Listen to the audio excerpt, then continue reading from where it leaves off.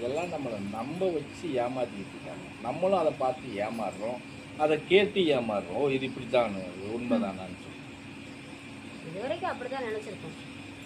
அதுல இத்தனை கேள்வி இருந்ததே தெரியாதுல, இன்னைக்கு தான் நம்மளுக்கு தெரியுது. அப்ப இவங்க தெரிஞ்சேதான், அப்ப இவங்க எழுதுனதெல்லாம் பொய்ன்னு இன்னைக்கு தானே புரியுது நம்மளுக்கு. என்ன சொல்றேன்னா, அது பொய்யோ மெய்யோ மொத்தத்துல ஒரு கற்பனையில உருவாக்கி இருக்காங்க. ஒரு கதை கற்பனை கதை கேட்க நல்லா இருக்கு. எப்படி கேட்க நல்லா இருக்கு, கேட்க நல்லா இருக்கு, கேட்க நல்லா இருக்கு. படிச்சு பார்க்கறது படிச்சு பார்த்தாலும் புரிதல் இருக்கிறவங்களுக்கு அது வந்து எப்படி சொல்றதுன்னா நல்ல ஒரு தெளிவை கொடுக்கும். இப்போ மகாபாரதம்ங்கிறத விட்டுட்டு பௌத்திகதையெல்லாம் வந்து தெளிவாக படித்தா, பௌத்திகதை முழுமையாக புரிஞ்சு தெளிவாக படித்தாச்சுன்னா பல விஷயத்தில் அவனை ஜெயிக்க முடியாது. அவ்வளோ விஷயம் இருக்குது பௌத்திகதையில்.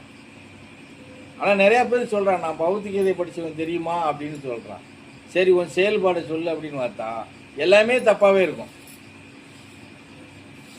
இனியா பௌத்திகீதை படித்தவங்க இவ்வளோ விஷயம் தப்பு தப்பாக சொல்கிற அப்படின்னா, பௌத்திகீதையில் கிருஷ்ண பரமாத்மா அதுதானே சொல்லியிருக்காரு, எதை செய்தாலும் நீ செய்ததாக கருதுன்னு தான் போட்டிருக்காரு. ஆட முட்டா பேல, நீ செய்கிறா நான் செய்கிறான்னு அதில் பிரித்து பாடுறா. நான் நீங்கிறத பிரி, உள்ளர்த்தத்தை எடு அப்படின்னா அதுக்கு விளக்கம் கொடுத்தோம்னா ஆமாம் சரியாக தான் இருக்குது. அப்போ நீ மாட்டிக்கிட்டீல்ல.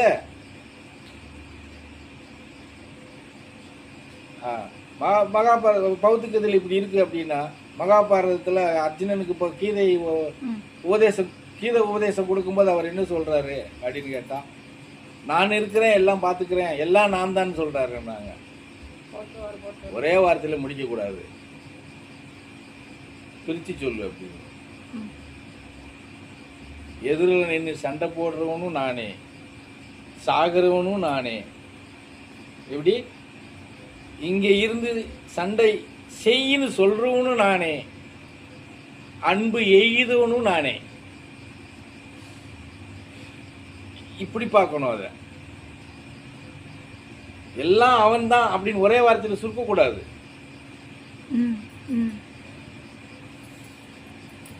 எல்லாமே நானே அப்படின்னு கொண்டு வந்து இல்லையா,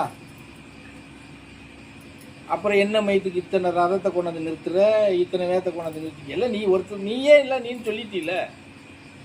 இந்த கேள்வி வருமா வராதா? எதிரில் இருந்து சண்டை போடுறோம்